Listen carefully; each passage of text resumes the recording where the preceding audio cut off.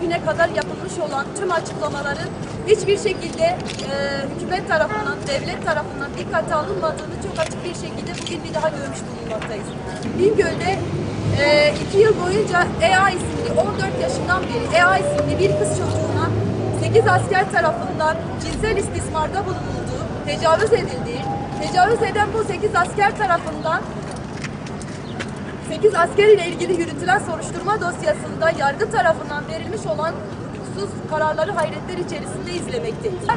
EA'nın dosyasında verilen kararlar yine aynı şekilde bu yargının, bu devletin yasalarının tecavüze, istismara, kadınlara yönelik sorunlu eril zihniyetinin hala değişmediğini çok açık bir şekilde bize göstermiş.